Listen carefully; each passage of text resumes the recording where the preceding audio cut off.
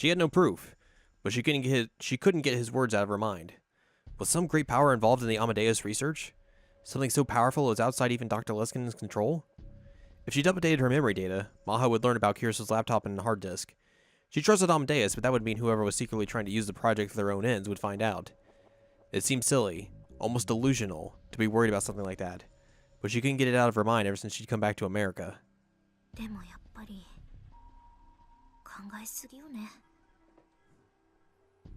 She whispered to herself.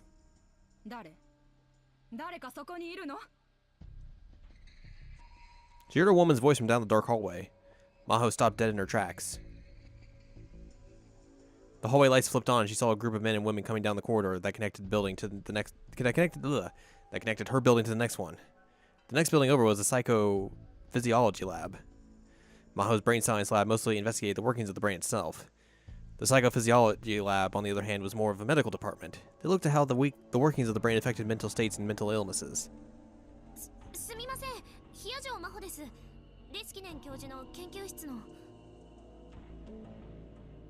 The woman at the head of the group was someone she knew. It was Dr. Reyes, a scientist at the psychophysiology lab. It's a hard word to say.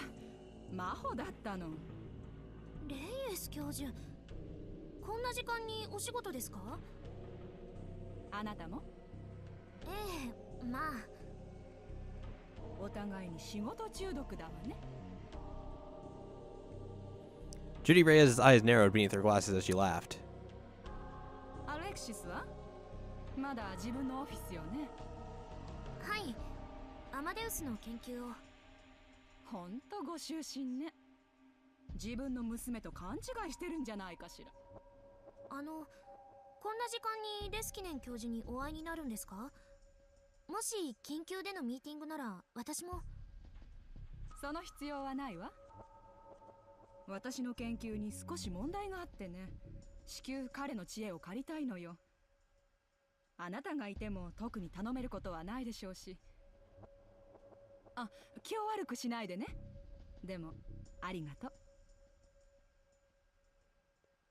Dr. Reyes kept smiling as she walked past Maho towards the lab. The other scientists followed her.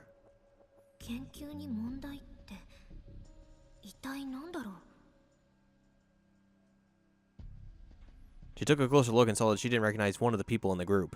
It was hard to say why, exactly. She noticed him. He just didn't look like a scientist. When you spend enough time doing research, you start to get a feel for people who are in the same line of work. But he had a totally different air about him, and what was worse, he was behaving extremely rudely towards Dr. Reyes. If he was one of her staff, he wouldn't act like that. And while everyone else was wearing white lab coats, he was wearing a freshly pressed suit. It just didn't feel right. She was about to head back to her room when... It bothered her enough that she turned right back around and silently crept back to Dr. Luskin's lab. The door was slightly ajar. She could hear voices inside. She knew it was wrong, but she decided to push her face up against the door to listen.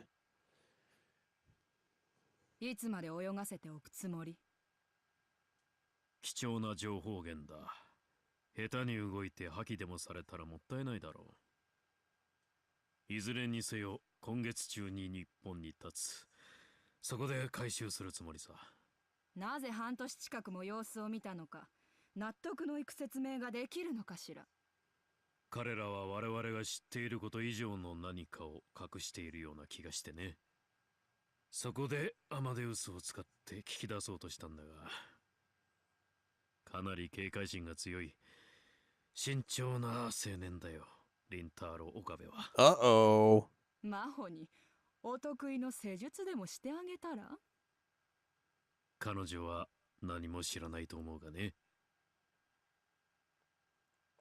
Maho started to panic when she heard her name. And then, she realized she'd made a big mistake. She was so focused on listening to the conversation that she'd pressed her shoulder into the door. The door to the lab wasn't very well built. There was a loud creak and everyone in the lab turned around. She knew she should probably run, but her body refused to move. She couldn't understand what she was hearing, and even after they found her, she still couldn't move. She couldn't believe it. She didn't want to believe it. This is worse than being in a thriller, she thought. The other scientists who were with Dr. Reyes grabbed her arms tightly and dragged her into the room.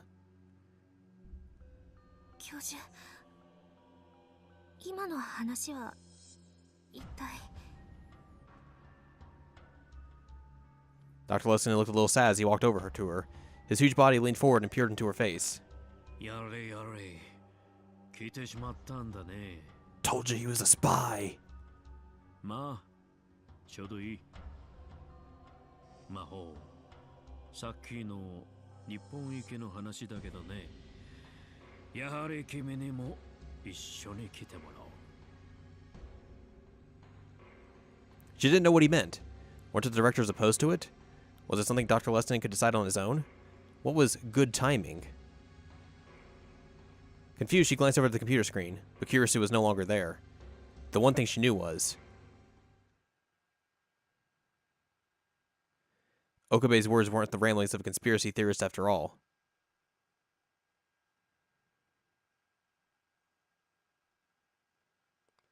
Dun, dun, dun, dun. It was almost July. The rainy season hadn't been that bad this year, and what little remained of it had already disappeared. Temperature-wise, summer had come a long time ago. In other words, it had been almost a year since it happened. And then one Saturday afternoon, if I stayed home, not only would it be hot, but Dad would be on my case about helping with the family business. To get away, I'd come to the area around Ikebukuro Station. A year ago, I could have gone to the lab, but with Suzuha living there now, I'd mostly stopped going. But that meant that it was hard to find a place to study on my days off. It was too much trouble to go to the university. The classrooms probably weren't open on weekends anyway. After a lot of research, I'd settled on spending my free days visiting this cafe near my parents' home and spending a few hours there. In fact, a lot of the other patrons did the same thing I did, buying a single cup of coffee and sitting there for hours on end. Some brought books, some brought computers. I chuckled to myself as I realized that I joined the ranks of the other normals.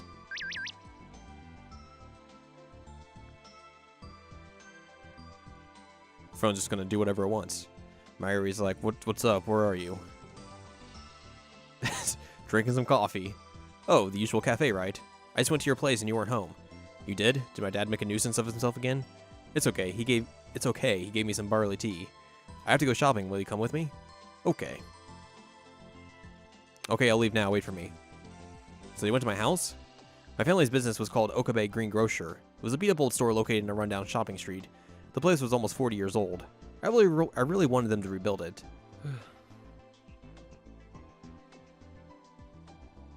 My mind had wandered.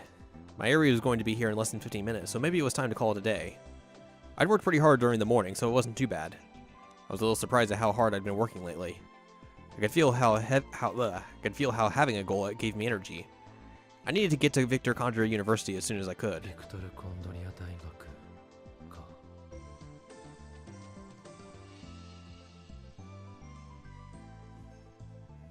Since I was still testing Amadeus, I'd kept in touch with Maho via email and online chat. She must have been working hard because she was always sleepy.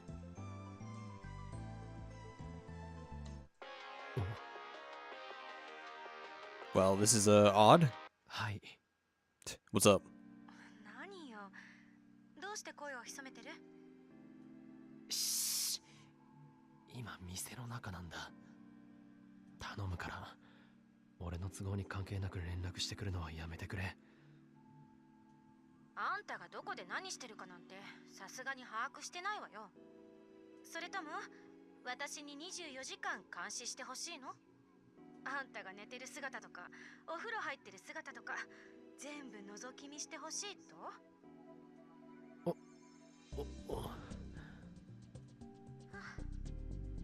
なかなかの変態ね。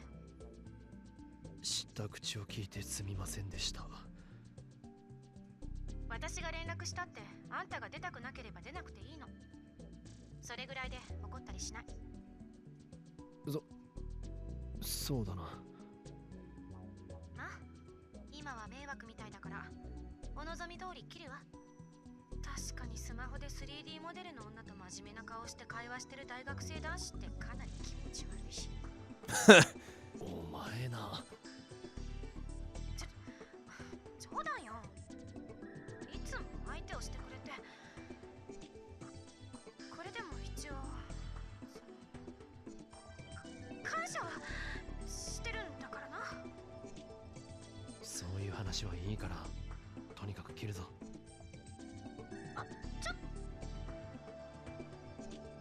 Kiriso always talks so much. The real one used to talk a lot too. Talking to her in a place like this always drew a lot of attention and made me feel awkward. Looking at a screen and talking was embarrassing.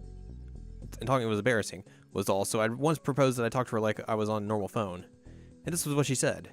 Why do I have to stare at a close-up of the side of your head? She really was a selfish little program. Mayuri and I met up and headed for Tokyo Hands. When I stepped inside the air-conditioned store, I felt refreshed. It's like an arts and crafts type store. If it was this hot in June, I shuddered to think what it was going to be like in July or August. それで一体何を買うつもりなんだ？商品宣伝用のポップを作るんだ。だからそれ用のカードとか蛍光ペンとか。今年はコミマで同人誌でも出す気か？違うよ。岡部製菓店で使うんだよ。Oh no. は？なんだって？ My family business. オカリンの家に行った時にね、おじさんとそんな話になって。じゃあマユシーが作りますって立候補したの。おいおい。 My dad could be such a jerk. お前がそんなことする必要ないんだぞ。でもマユシーがやりたいからやっているのです。本当にいいのか？オカリンやおじさんおばさんにはいつもお世話になってるから。じゃあ代わりに今度何かプレゼントするよ。本当？嬉しいな。 I took a quick look around and saw that they were selling a lot of things you could use for advertising. I decided to mostly leave the purchasing decisions up to Mayuri. She spent quite a while deciding what to buy. But well, maybe because of all the time she spent at May Queen, her taste ran in the direction of cute and anime. Part of me thought it was dangerous to leave it up to her, but still, they'd asked her, not me. It wasn't any of my business. I should just leave it to her. And so I decided to wander around the store while Mayuri finished her shopping, but... どうかしたか？もしかして買い物中？ああ、マユリとな。へえ、データ？スイーツかっこ笑い。その呼び方はやめろと言ったろうが。だったらお前も恋愛脳の癖を直すんだな。はいはい、わかったわよ。でも、まゆりさんって可愛いわよね。 She's starting to be like the cosplay girls now. そんな可愛い年下の幼馴染がいるなんて、あんた恵まれてるわよ。そうだな。これじゃ真帆先輩の勝ち目は絶望的じゃない。God. 気もないし、年齢でも勝てないし、身長も負けてるし、あとバスト的なものも惨敗だし。 That took a turn. かわいそうな先輩。それをヒヤジョーさんの前で言ったらプログラム丸ごと消去されるぞ。というか、私、未だにまゆりさんを紹介してもらってない。あんた、友達は結構いるのに、私のことは誰にも教えようとしないわよね。守秘義務的なものがあるんだ。あまり人に教えないようにって言われてる。本当にそれだけなの？実は私と話してるのを人に見られたくないんじゃない？そんなことはないさ。どうしても紹介してほしいならヒヤジョーさんに許可をもらうぞ。手始めに俺が一番頼りにしている男であるダルを紹介しよう。あいつならお前には相当食いつくはずだ。